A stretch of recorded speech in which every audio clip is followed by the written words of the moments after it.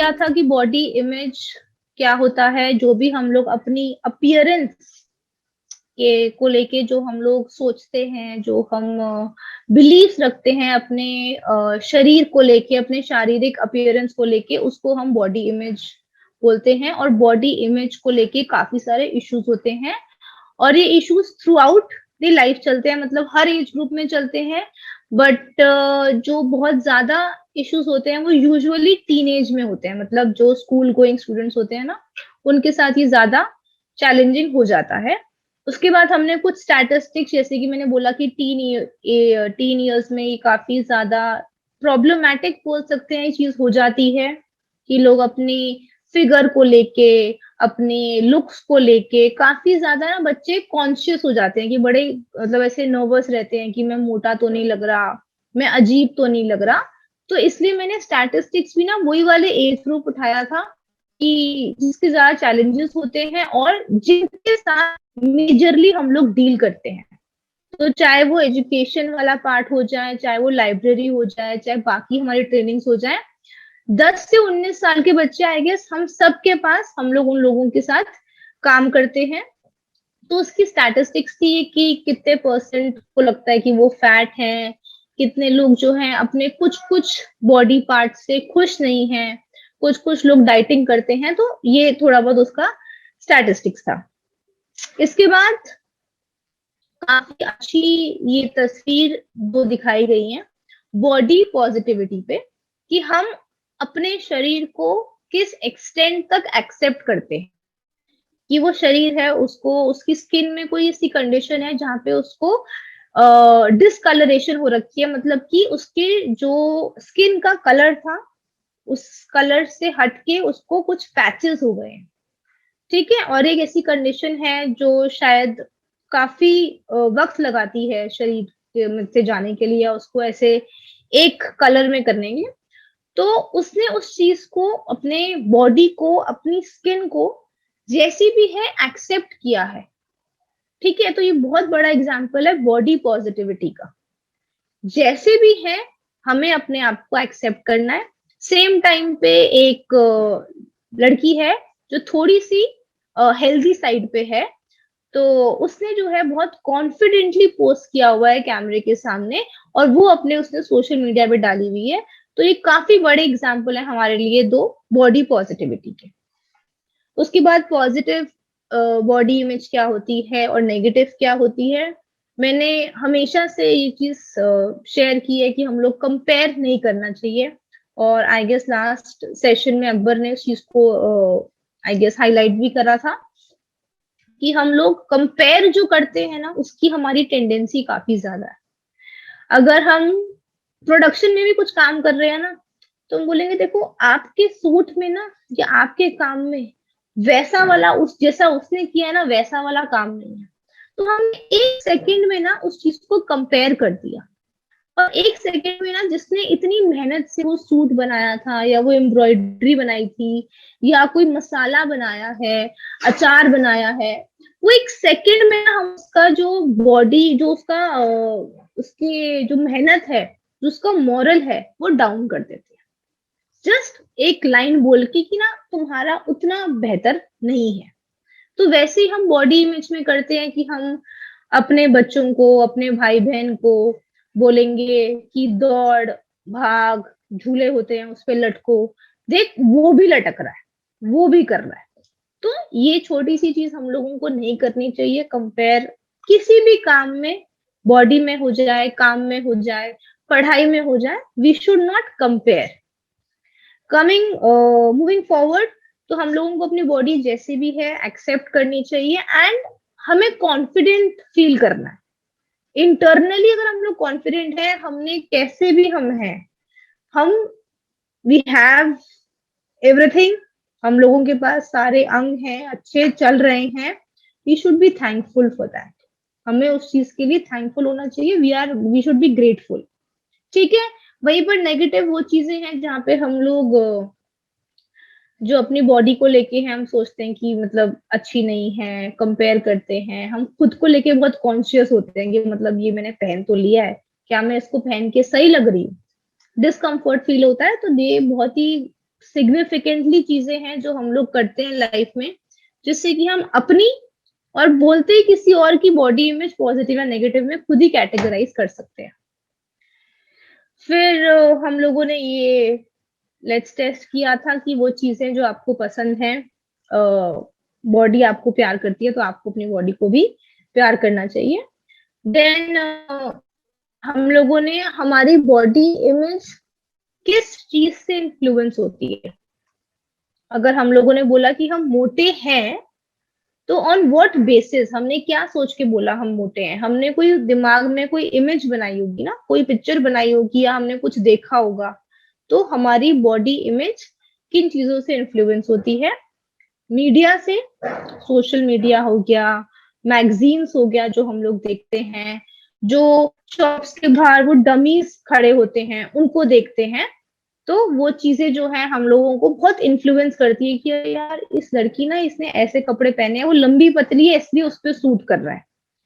But with the changing time, मैंने इसको last time भी बताया था कि अब जो है काफी सारी शॉप्स के बाहर वो लोग वो डमीज रखते हैं जो थोड़े से प्लस साइज में, थोड़े से हेल्दी एंड पे, बिकॉज मेजरली इंडियंस जो है हम लोग पतले जैसे वो दिखाते हैं ना टीवी में, मैगजीन्स में, हम वैसे नहीं हैं। तो अब डमीज भी जो है उन लोगों ने वैसे बना दिए जो थोड़े से प्लस साइज में होते हैं। फिर हम लोगों के पेरेंट्स हैं, हमारे रिलेटिव्स हैं जो हम लोगों को सबसे ज्यादा मैं कहूंगी पोक करते हैं, ऐसे नहीं करो, ये नहीं खाओ, अरे तू तो थोड़ी सी ऐसी है, अरे शादी कैसे होगी, अरे ये कैसे होगा। तो हमारे आपस के आसपास के लोग ही हम लोगों को अपनी बॉडी पे सेल्फ डाउट हो जाता है हम लोगों को, अच्छा कि क्या सच्ची में ऐसा है। देन हमारे पीयर्स, मतलब कि हमारे फ्रेंड्स, हमारे साथ के लोग जो हमारे साथ काम करते हैं, जो हमारे साथ पढ़ते हैं, उनसे भी जो है हमारी बॉडी इमेज काफी इन्फ्लुएंस होती है। देन तीनों चीजें एक्सप्लेन करी थी काफी डिटेल में। एंड देन ये क्विज थी आप लोगों के लिए, जस्ट टू नो कि आप लोगों को कौन सी पिक्चर ज्यादा अच्छी लग रही है। एंड काफी लोगों ने जो वो सेल्फी ले रही हैं, अपने के हाथ में फोन है, वो अच्छा लगा था। आई गेस सीमा मैम को, सीमा जी को ये ब्लू टी शर्ट में जो लड़का भाग रहा है वो अच्छा लगा था, कि वो बहुत खुश है, एकदम लाइवली लग रहा है वो, and he is exercising, he is sweating. So ये तो अपना अपना नजरिया है, अपना अपना परसेप्शन है कि हम लोगों को क्या चीज अच्छी लग रही है, क्या चीज नहीं लग रही है। बट मेरा मकसद ही एक्सरसाइज करवाने का ये था कि हम लोग जो चीज पसंद कर रहे हैं, जो भी आप लोगों ने फोटो चूज करी है, वो क्यों करी है। ठीक है, कि मतलब कि क्या आपने वो चीज कहीं पर देखी है, क्या आप वो बनना चाहते हैं, क्या आपको किसी ने टोका है कि मतलब ऐसे दिखना चाहिए या ऐसे होना चाहिए इंसान को। So this was my reason कि हमने ये एक्टिविटी करी थी। So a quick quick revision, मैंने 10 मिनट में आपको पुराना सेशन रिवाइज करवा दिया। अब आगे चले। Today we are going to discuss about the eating disorders. मेरी स्क्रीन शेयर हो रही है या हो रही है? Any idea? आई गेस ये नेम अपने में बताता है ईटिंग डिसऑर्डर्स क्या होते हैं।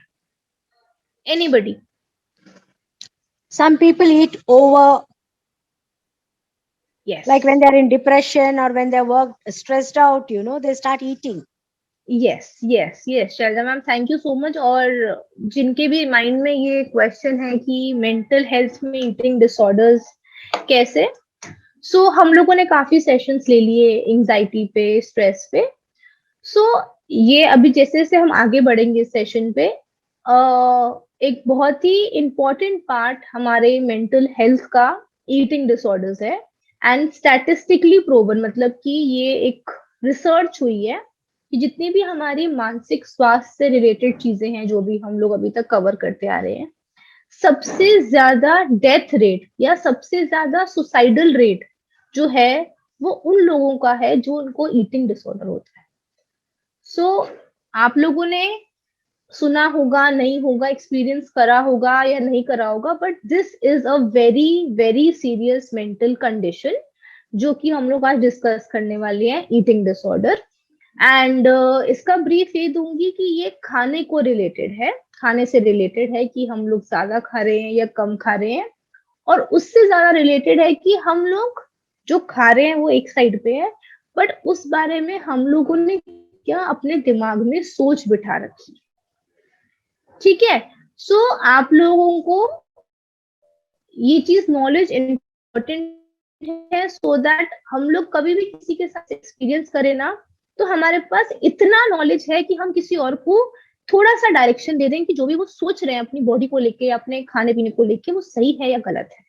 ठीक है, सो ईटिंग डिसऑर्डर्स का हमारा आज टॉपिक है। सो ईटिंग डिसऑर्डर्स एक साइकोलॉजिकल, एक मेंटल हेल्थ कंडीशन है जो कि हमारी ईटिंग हैबिट्स में ना सीरियस डिस्टर्बेंस हो जाती है कि बंदा या तो बहुत ज्यादा खा रहा है, जैसे कि शैलजा मैम ने कहा कि हम लोगों को डिप्रेशन होता है, तो उसको ना हम लोग एक नेम देते हैं स्ट्रेस ईटिंग। ठीक है, कि मुझे सपोज मेरा कोई एग्जाम है और मुझे स्ट्रेस हो रहा है, तो स्ट्रेस में यूजुअली लोग बहुत ज्यादा खाते हैं या बिल्कुल नहीं खाते। ठीक है, तो स्ट्रेस तो मेंटल हेल्थ से रिलेटेड है, तो उसी से हम लोग डायरेक्टली रिलेट कर रहे हैं कि स्ट्रेस में यूजुअली स्ट्रेस ईटिंग बोलते हैं उसको, कि हमें स्ट्रेस हो रहा है तो हम कुछ भी चीज ना मंच करे जा रहे हैं, खाए जा रहे हैं, खाए जा रहे हैं। तो ईटिंग डिसऑर्डर एक मेंटल हेल्थ कंडीशन है जिसमें कि हमारा ईटिंग हैबिट्स जो है, खाने का जो तरीका है, खाने का जो क्वांटिटी है, खाने को लेके जो सोच है, वो हमारी डिस्टर्ब हो जाती है, वो बिगड़ जाती है। ये क्यों होता है? हमें खाने से ऑब्सेशन हो गया। ऑब्सेशन मतलब कि हमें खाने से ना लगाव हो गया, हमें खाना खाने में मजा आ रहा है, या फिर हमें बॉडी वेट की चिंता ज्यादा हो गई है, हमें बॉडी शेप से प्रॉब्लम हो गई है, बॉडी इमेज को लेके कोई प्रॉब्लम हो गई है। तो ये जो 3-4 चीजें हैं, इनसे यूजुअली ईटिंग डिसऑर्डर्स होते हैं।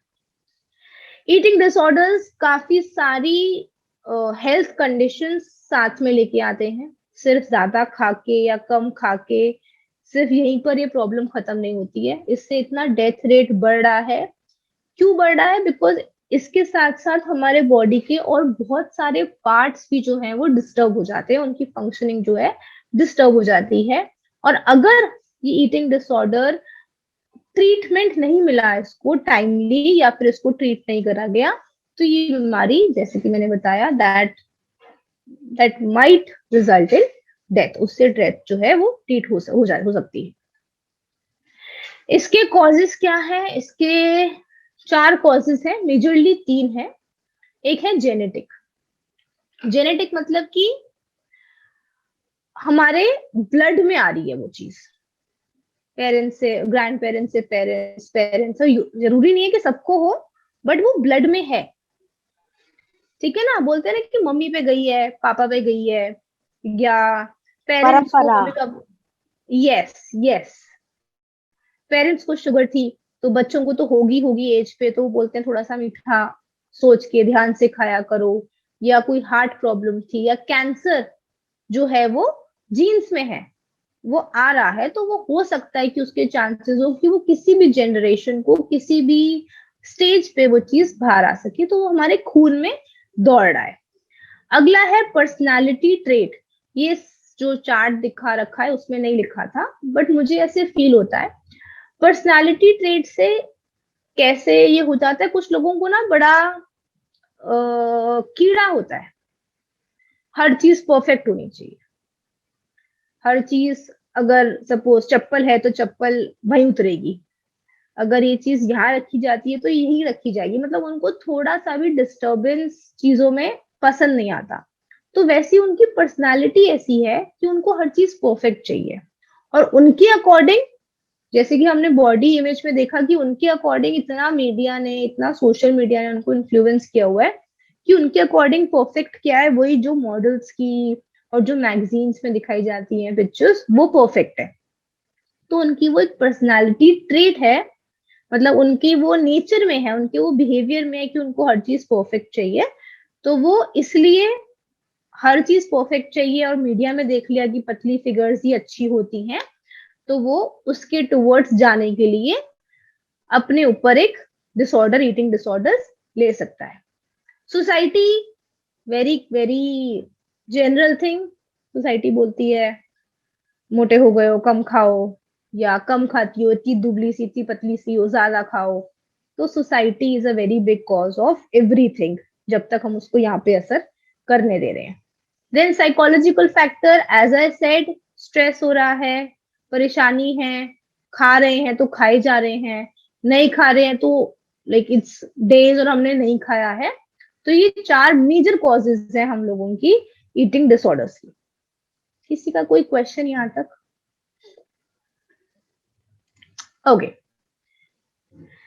पहला, आप लोगों को नाम जानना, याद करना जरूरी नहीं है, मैं बस आप लोगों को नाम बता रही हूँ फॉर योर नॉलेज, बट आप लोगों को उसका बेस समझना जरूरी है, सो दैट कोई भी आपको ऐसा मिले जो ऐसी कोई सिचुएशन में हो, आप उनको समझा सकते हैं, सही गाइडेंस दे सकते हैं। एनोरेक्सिया नर्वोसा, ये जो इमेज है ना, वो ही अपने में काफी काफी ज्यादा अच्छे से समझा रही है। तो ये एक लड़की है, बहुत ही पतली सी, लीन सी, बहुत ही कमजोर सी, वीक सी है, और वो अपने आप को जब मिरर में देख रही है ना, तो वो अपने आप को काफी मोटा, अपने आप को वो देख रही है। तो इसमें क्या होता है कि एक बंदा इतना ज्यादा उसको होता है कि मुझे पतला होना है, मुझे पतला होना है, मुझे वेट लॉस करना है, कि वो किसी भी एक्सटेंट पे जाके अपने आप को पतला करेगा, और चाहे वो जितना मर्जी पतला हो, वो अपने आप को मोटा ही फील करेगा। ठीक है। एनोरेक्सिया नर्वोसा में आप देख रही होंगी इस इमेज में, एक बहुत ही पतली सी लड़की है, और जब वो अपने आप को इतनी पतली है, वो इतनी पतली है, बट स्टिल जब वो अपने आप को मिरर में देख रही है, वो अपने आप को बहुत ही हेल्दी, मोटा देख रही है। तो ये साइकोलॉजिकली तो उसको अफेक्ट कर गई चीज, कि इतना पतले होने के बाद, इतना वेट लॉस होने के बाद भी वो अपने आप को मोटा देख रही है, और क्योंकि वो अपने आप को मोटा देख रही है और वो अंदर से चाहती है कि मैं पतला हूं, तो वो एट एनी कॉस्ट खाना छोड़ देगी और डाइटिंग करेगी एंड एक्सरसाइज करेगी, वो कुछ भी करेगी अपने आप को और पतला करने के लिए, ताकि जो वो देख रही है वो और पतली हो जाए, जबकि वो ऑलरेडी बहुत थिन है, बहुत ही कमजोर है। ठीक है, ये है anorexia nervosa. Any doubt? No, no. Perfect. So ये इमेजेस हैं, ये जो भी इमेजेस हैं, ये बाहर के मॉडल्स की हैं, बाहर के एक्टर्स की हैं।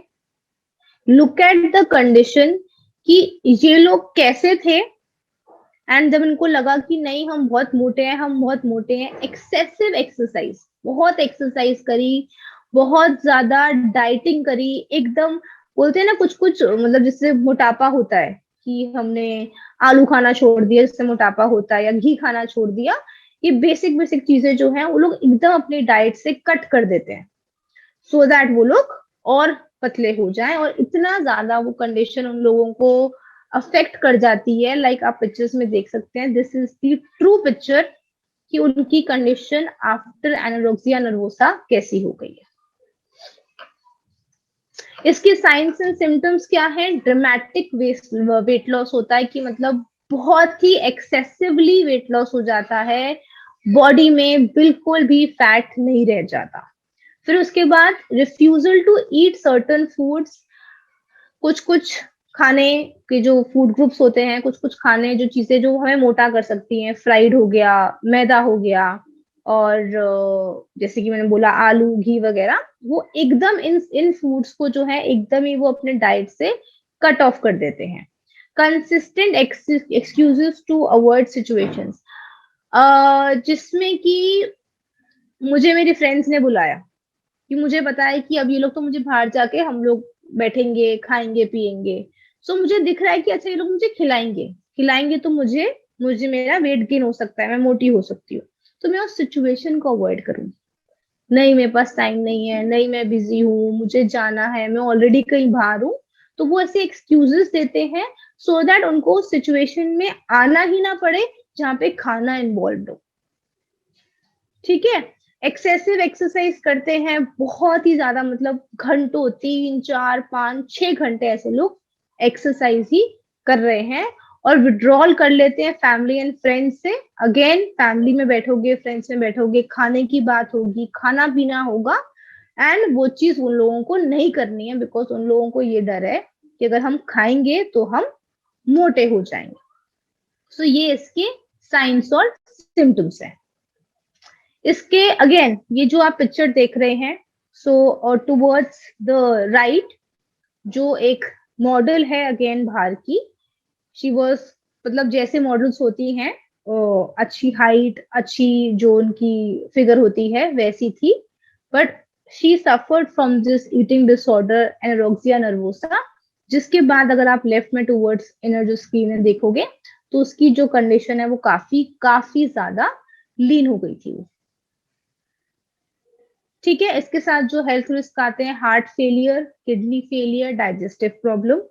आपकी बॉडी में जब कुछ है ही नहीं तो how will the organs work? हमारे ऑर्गन्स, हमारा हार्ट, हमारी किडनी, हमारा लिवर कैसे काम करेगा? सो ऑर्गन्स का जो है फेलियर स्टार्ट हो जाता है। एंड डाइजेस्टिव प्रॉब्लम होती है बिकॉज हम लोग कुछ खा नहीं रहे हैं। So for the digestive track, हमारा जो हाजमा है उसके लिए हम लोगों को फाइबर खाना जरूरी है या कुछ भी सॉलिड डाइट खानी जरूरी है, तो उसका तो हमारा खाने का तो इनटेक ही नहीं हो रहा है। तो डाइजेस्टिव प्रॉब्लम तो ऑलमोस्ट सारे ही जो हमारे डिसऑर्डर्स हैं, ईटिंग डिसऑर्डर्स हैं, उसमें ऑर्गन पे डैमेज आता है एंड डाइजेस्टिव जो हमारा ट्रैक है, डाइजेस्टिव प्रॉब्लम हमारी बढ़ जाती है। Any doubt? एनोरेक्सिया नर्वोसा एक ऐसी कंडीशन है, समराइज कर रही हूं, जिसमें कि आप बहुत पतले हो बट स्टिल आप अपनी परछाई जो है, आप जो अपनी इमेज है दिमाग में, वो आपको लग रहा है कि आप भी बहुत मोटे हो और बहुत पतला होने का स्कोप है। तो आप उस पतला जो आप चाहते हो, जो आपके दिमाग में पतला है, वो पतला होने के लिए आप खाना पीना, दोस्तों से मिलना, सब कुछ जो है आप छोड़ देते हैं। Okay, second disorder, bulimia nervosa. अब जैसे कि हम पहले वाले में कुछ खा ही नहीं रहे थे, हम लोगों ने बिल्कुल अपनी ईटिंग जो रिस्ट्रिक्शंस हैं बिल्कुल बहुत स्ट्रांग रखी हुई थी, हम कुछ नहीं खा रहे थे। अब इसमें क्या है कि इंसान बहुत ज्यादा मात्रा में खाता है। एक टाइम पे अगर मुझे 2 रोटी खानी है, 3 रोटी खानी है, तो मैं 7, 8, 10, 12, 20 रोटी खाऊंगी। ठीक है, बट उसके बाद क्या करूंगी मैं, जैसे कि हम लोगों ने आगे सेल्फ बॉडी इमेज में भी डिस्कस किया था, फिर वो इंसान क्या करता है, बहुत खाना खा लेता है। अगर बर्गर खा रहे हैं तो बहुत सारे खा लिए, पिज्जा खा रहा है तो बहुत सारा खा लिया, एंड वंस जब इतना सारा फूड का इंटेक हो चुका है तो वो सेल्फ इंड्यूस्ड वॉमिटिंग करेगा, मतलब उंगली मार के वॉमिटिंग हो जाएगी, मतलब वो जबरदस्ती उस खाने को किसी ना किसी फॉर्म में बॉडी से निकालने की कोशिश करते हैं। सो पहले एक एपिसोड हुआ जब बहुत सारा खा लिया, फिर वही जो खाना ताकि वो बॉडी पे ना लगे और वो बाहर निकालना है ताकि हम लोगों का वेट लॉस हो जाए और फैट गेन ना हो, हम लोग उसको सेल्फ इंड्यूस, मतलब खुद से जबरदस्ती उल्टी जो है वो निकालने की कोशिश करते हैं। This is bulimia nervosa. इसके साइंस और सिम्टम्स क्या है? अब नॉर्मली मतलब आप इमेजिन नहीं कर सकते कि वो इंसान कितनी लार्ज मात्रा में, कितनी ज्यादा मात्रा में खाना खाते हैं एक ही बारी में। मतलब बैठे हैं तो वो खाए जा रहे हैं, खाए जा रहे हैं, खाए जा रहे हैं, खाए जा रहे हैं, और उनको ऐसा फील होता है कि हमारा इस प्रोसेस में, इस खाने के प्रोसेस में हमारा कंट्रोल नहीं है खुद पे। वो अपने आप को रोक नहीं पाते हैं वो खाने से, and they keep on eating. ठीक है, एंड वंस वो एपिसोड हो गया कि हमने बहुत सारा खाना एक गो में खा लिया, अब सेकंड चीज वो क्या करेंगे, अब उस खाने को निकालने की कोशिश करेंगे। तो वो उसके लिए मल्टीपल चीजें करते हैं, इसके लिए मेडिसिन भी आती हैं, और उंगली मार के भी वो लोग उल्टी कर सकते हैं, और किसी भी फॉर्म में बॉडी से वो उस चीज को बाहर निकालेंगे, सो दैट वो लोग वेट ना गेन करें। ठीक है, एंड उसके बाद वंस उन लोगों ने बहुत सारा खा लिया, फिर निकाल दिया, अब वो फास्टिंग पे चले जाएंगे, कैलोरी एकदम रिस्ट्रिक्ट कर लेंगे, और सो दैट अब वो क्या कर रहे हैं, अपनी अगली जो खाने की साइकिल है उसके लिए अपनी बॉडी को प्रिपेयर कर रहे हैं। ठीक है, और वो लोग बहुत सारे मेडिसिन खाते हैं, बहुत सारे सप्लीमेंट्स खाते हैं, ताकि हम वेट गेन ना करें, क्योंकि जब वो खा रहे हैं खाना, उनको लगता है कि हमारे कंट्रोल में नहीं है, हम लोग वो खाई जा रहे हैं, हम लोग आउट ऑफ कंट्रोल हो गए हैं। सो वो लोग वेट ना गेन हो, इसलिए वो बहुत सारी मेडिसिन, हर्बल प्रोडक्ट्स हो जाते हैं, सप्लीमेंट्स हो जाते हैं, वो बहुत कुछ इनटेक करते हैं। इसके साथ हेल्थ रिस्क ऑफकोर्स सबसे पहला आता है डाइजेस्टिव प्रॉब्लम। वो तो होगा ही, बिकॉज बॉडी में कुछ जा नहीं रहा है, एंड जा रहा है तो वो हैंड टू हैंड जो है वो लोग निकाल रहे हैं। इसके साथ डिहाइड्रेशन होगा, एंड डिहाइड्रेशन होता है बॉडी में पानी की कमी होना।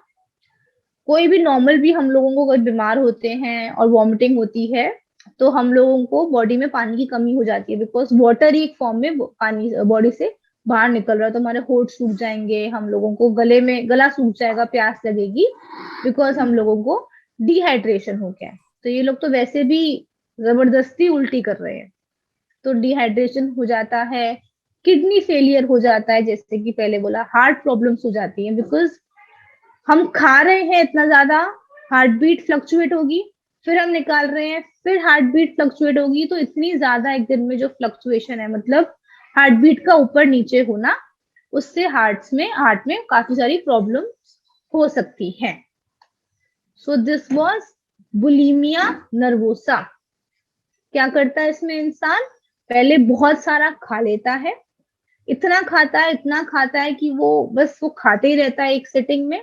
उसको लगता है कि जो वो खा रहा है वो प्रोसेस जो है वो उसके कंट्रोल से बाहर है, उसके कंट्रोल में नहीं है, वो अपने आप को रोक नहीं पाता है कि और नहीं खाऊं, उसका पेट भर गया है, बट वो फिर भी खा रहा है। एंड जैसे ही उसने वो खाने की क्रिया खत्म करी है, अगली चीज वो क्या करता है, वो सब कुछ खाना जो है बाहर निकाल देता है, दवाइयों से निकालेगा, उंगली से निकालेगा, बहुत सारी चीजें आती हैं इसके लिए भी, ताकि वो उसके शरीर पे ना लगे एंड उसका वेट गेन ना हो। सो ये है बुलिमिया नर्वोसा। अगेन बॉडी में कुछ नहीं जा रहा, डाइजेस्टिव प्रॉब्लम होगी, सारे ऑर्गन्स जो है हमारे खाने पीने से, ये बोलते हैं ना हेल्दी खाओ, अच्छी बॉडी रहेगी, अच्छी हेल्थ रहेगी। क्यों हेल्थ अच्छी, क्या रहने का मतलब ये होता है कि हमारे सारे ऑर्गन्स अच्छे से फंक्शन कर सके, उनको अच्छी मात्रा में खाना मिल रहा है, पानी मिल रहा है, सारे न्यूट्रिएंट्स मिल रहे हैं। तो जब बॉडी में कुछ जा ही नहीं रहा है तो ऑब्वियस सी बात है कि हमारे ऑर्गन्स भी जो है वो अफेक्ट होंगे।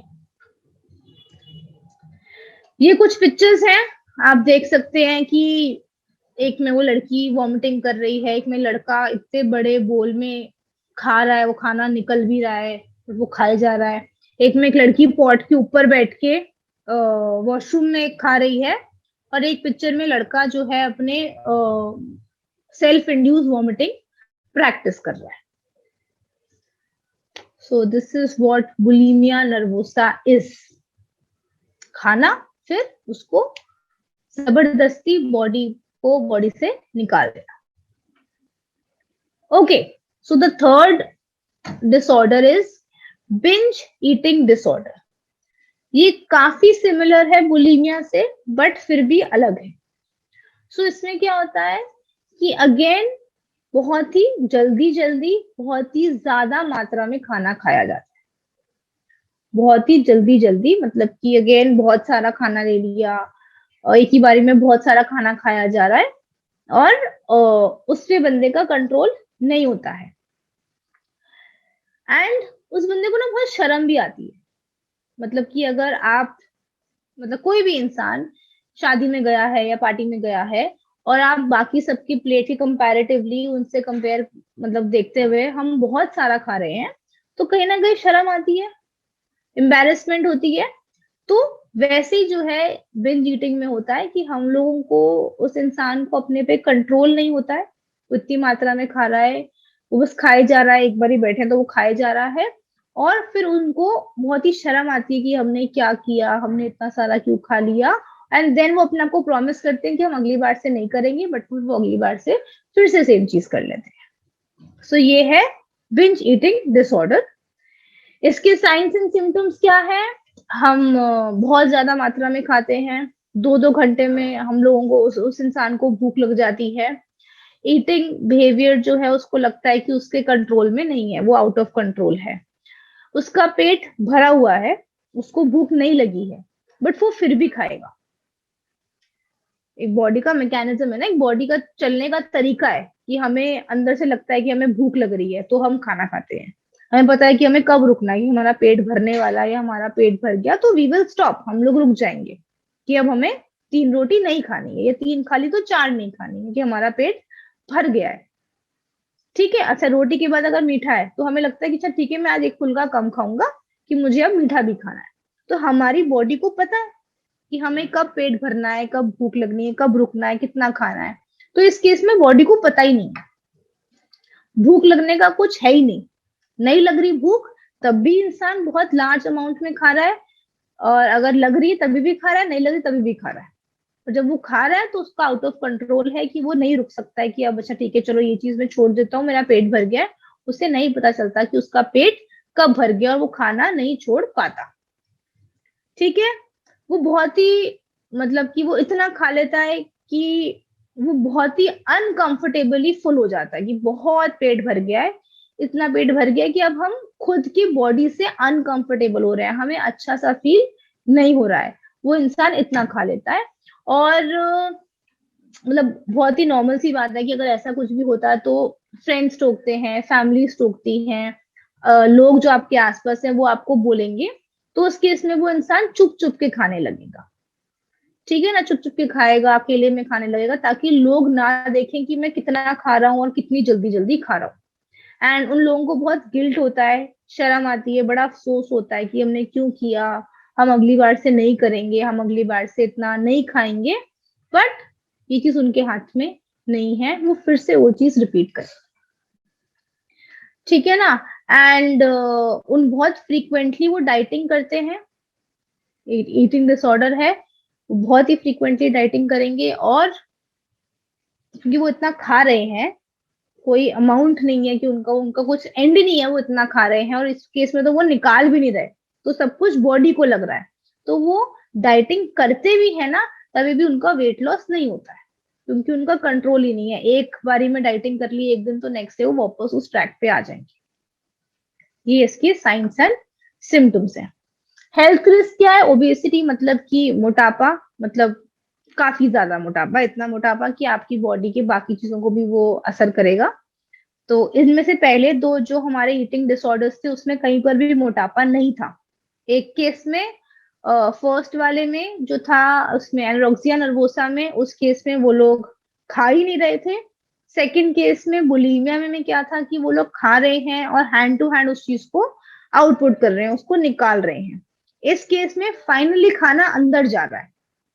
ठीक है, हम एक इंसान उस खाने को खा रहा है, तो जब वो खाएगा तो उसको मोटापा होगा, तो ओबेसिटी हो जाती है। मोटापा होता है कि काफी ज्यादा बंदा अपने एज के हिसाब से, अपने हाइट के हिसाब से काफी मोटा है, काफी उसका वेट काफी ज्यादा अपने जो होना चाहिए उससे काफी ज्यादा है, दैट इज ओबेसिटी।